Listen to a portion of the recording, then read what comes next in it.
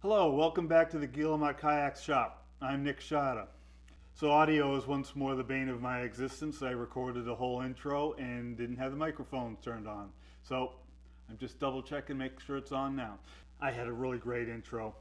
So today what I'm going to be doing is continuing work on the combing recess. And so that's taking the sill and the front and back pieces, wrapping the front and back pieces around that sill and gluing it all together.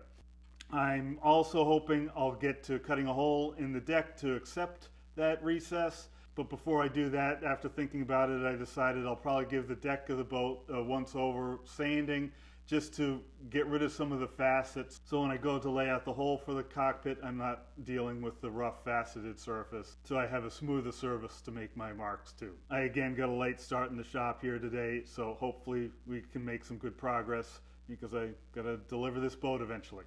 The assembly of the combing recess involves these three parts. This is a combing sill. This is where the combing will be eventually mounted. And then at the front and back, there's these recess pieces that get wrapped around something like that in the front and something like that in the back. I cut these pieces a little bit over long. They're a 1/4 inch over long. And in the video I took before I turned on the microphone, I showed how I cut those back. First, I measured a 1/4 inch back because there's a 1/4 inch overlap. I marked on one side of the back piece and on the other side of the front piece. And from there, I took my block plane, made sort of a scarf. It's not a super accurate or an 8-to-1 scarf. It's just enough so those pieces will overlap when I assemble them.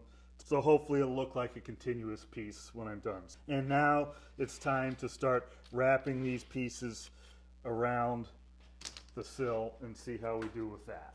So just determining what side I want to be the upside of this combing sill. And I think this side is better, although, wait, yeah, that's the side that matches the grain. So that's what we want there. And so this will be the bottom side. Just getting that center tab lined up.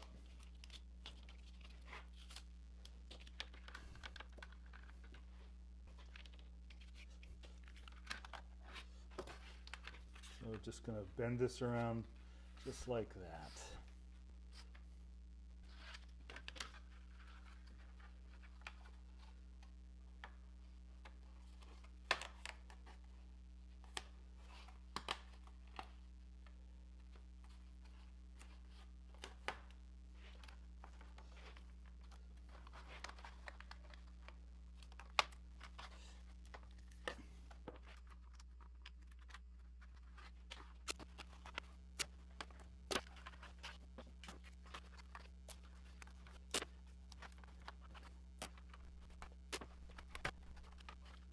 So I have it loosely taped in place here and just checking the fit of these little scarf joints, and I'm seeing a little bit of the unstained wood come up in between those scarves. And just to make it so that disappears nicely, I'm going to drop a little bit of stain on there, just using a Q-tip as a brush. Nobody will ever see that I didn't align those perfectly.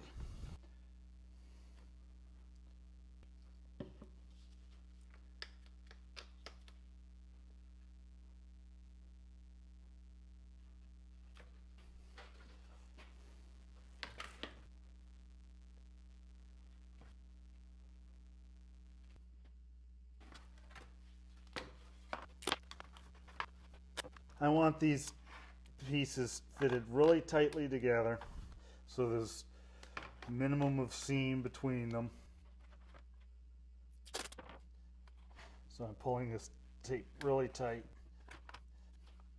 and I want to get them lined up such that the inside seam here is really smooth.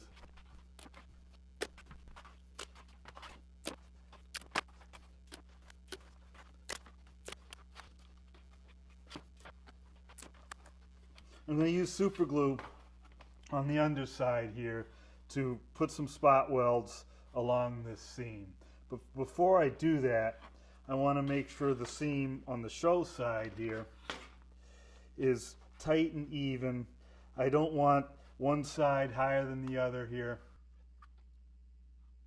So I don't want it so this side, this side is high or the other side is high.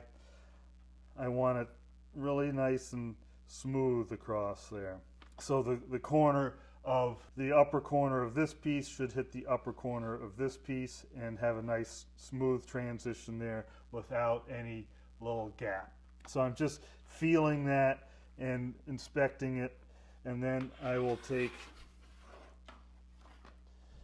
and I'm going to put a little bit of glue in that spot there.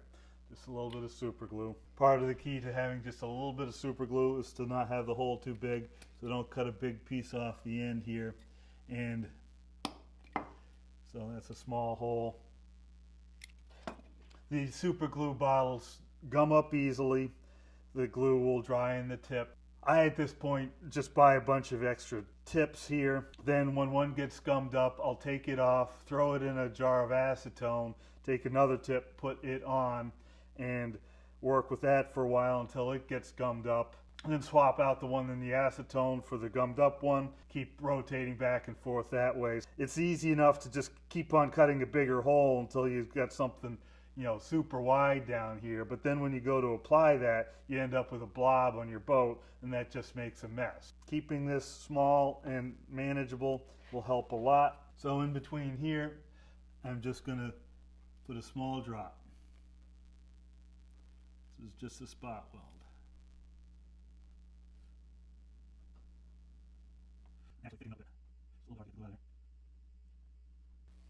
And give that a spritz with the accelerant. So this accelerant just says super glue, cure now. I'm going to work my way all around this seam, double checking as I go that the seam is lined up. I'm going to put a little glue in between on this scarf.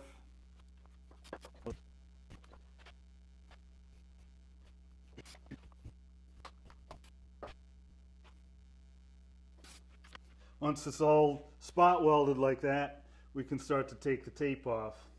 Again, these are just tiny little spot welds, so they're not super strong yet. They're just little dots, a couple millimeters long. This isn't super strong at this point, but this is good enough to take the tape off.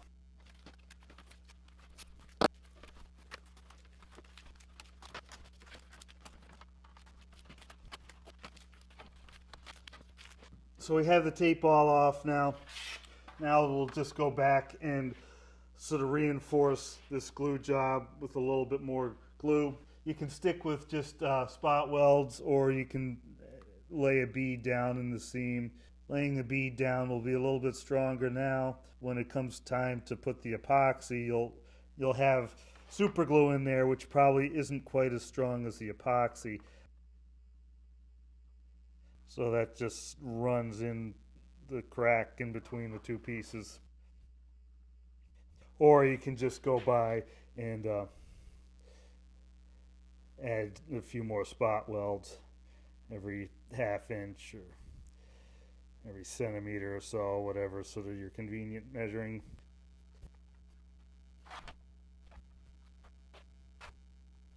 Once you got glue on everything, the advantage of the spots is it makes it easier for epoxy to run in there, and the epoxy is a little bit stronger in the long run. Frankly, I don't think it matters in the least. Once there's glass over all of this, top and bottom, inside and out, it's going to be really strong. There's going to be that stack of plywood to make the combing riser and then the combing lip, and it's a really strong structure in here when it's all put together. The CA glue tends to be a little bit brittle. Epoxy is stronger, so for those engineering types that just plain want the strongest way possible, just a few spot welds here, and then wait until the epoxy can soak in there and do a really strong job. We will be manhandling this before there's epoxy on it, so I'm putting a little bit more super glue on than may be ideal, but it makes it survive through the work process. And just a brief note on one reason we coated the whole thing with epoxy If we get any drip throughs on this side from the CA glue, it's coming up onto wood that's already coated with epoxy, so you're not going to see a spot there.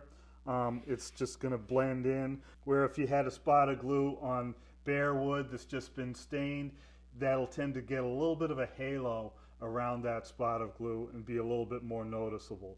By pre-epoxying this, we've really protected it from that potential problem. That's one more reason to put the epoxy on it after staining it and before proceeding with the rest of the build. At this point, I no longer need this extra ½ inch perimeter all the way around the recess. I can cut that off, and probably the easiest way to do that is just to bring it over to the bandsaw, cut in that groove, and I'm going to want to bevel the edge of this so it's nearly vertical in the assembled kayak. I will first cut this groove, then take it to my table mounted belt sander and sand that right down to the top edge of this groove. So again, I've scored this line here, and the bottom edge of that scored line is actually the top edge of the finished recess. When I go to sand it, I want to sand to that top edge. I don't want to sand beyond it. So we're going to try and get right down close to that, but first with the bandsaw, cut it a little bit proud.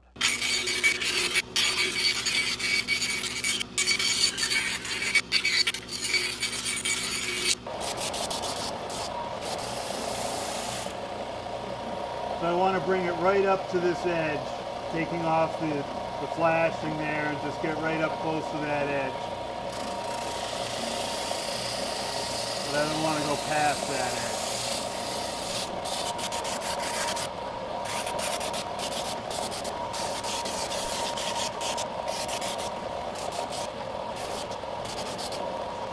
I thought it would look sharp to put a Alaskan yellow cedar accent around the edge of this combing lip. To prep for that, I sanded this edge clean, got rid of any of the epoxy that dripped off the edge there. And now my plan is to just bend a piece of this Alaskan yellow cedar around that edge.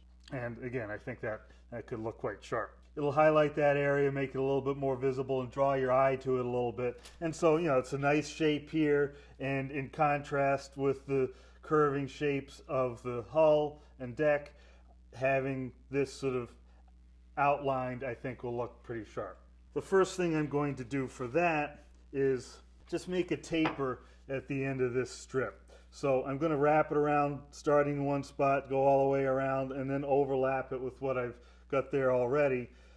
And so if I put a taper on this end, I can sort of run up the ramp created by that taper.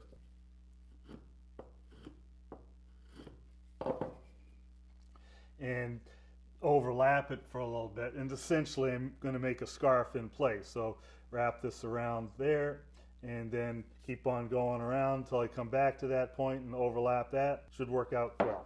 So I'm going to put a bead of glue along this edge and lay the strip down on top of that. The start is always a little bit tricky.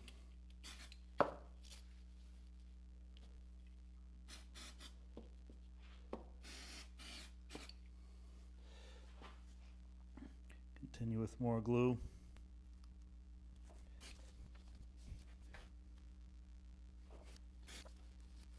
So I'm just incrementally working my way around the edge here. Add a little bit of glue. Give it a quick spritz. And then stick it down. Make sure it's pressed down tight. And work on to the next section. I could do the same thing with just yellow carpenter's glue and tape, but this gets it done a little quicker.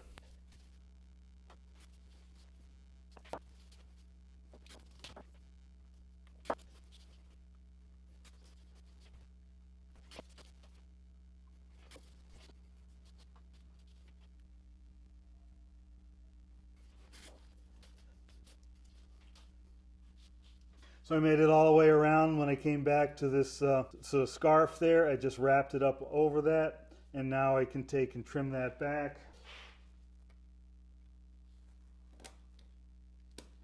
And assuming the glue is well dried, I can take and blend that in. A little bit of sanding and that'll blend right in, look like one continuous piece. So I think that's going to look sharp. Just a nice accent around that. Another thing that strip does is it protects the end grain of the plywood that's exposed in between the laminations there. And so now we have no end grain showing on that. I will likely still wrap this with fiberglass to reinforce it and protect it even more, but it looks sharp and nice accent contrast there, protects the end grain. I think it's going to be cool. The cockpit recess is going to go right down in here someplace. I have a pattern to determine exactly where it's going to go, but generally in here. So I need to end up cutting away all these strips right here. Right now I've got all this hot melt glue on it and the surface is a little bit rough, and so I'd like to get that cleaned up a little bit before I go ahead to try and trace that pattern on here. So just to make sure I have a nice smooth surface and don't introduce inaccuracies just due to the blobs of glue everywhere. The process for getting the hot melt glue off is just take a scraper and essentially shear it off. So I'm holding the scraper high, just running it under that glue, and that's just slicing it right off. Comes right off pretty easily. Again, the point of the hot melt glue here was it's not really high quality stuff, so it comes off easily. Pay a little bit of attention to which way the grain's going, so you're less likely to chip out a chunk.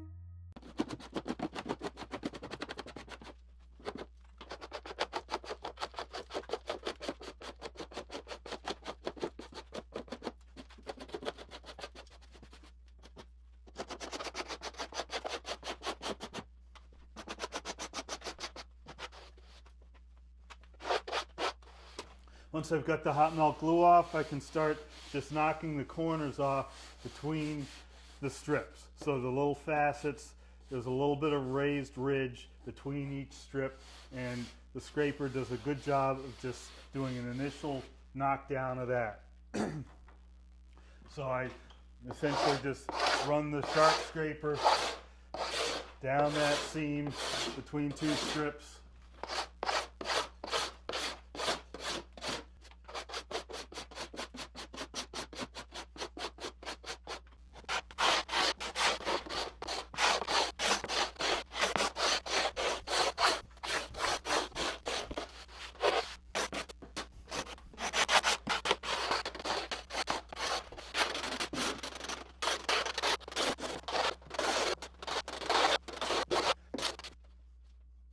So a few minutes with the scraper can make a lot of difference in the look of the boat. Get all that blobs of glue off, all the pencil marks, and you start to see what's going on with the wood. It really looks nice. And so I think just this scraping will probably be enough to get me prepared for using the cockpit pattern to trace out where the cockpit's going to go, so I get that recess cut in and installed. I'll do a little bit more scraping right now and then call it a day.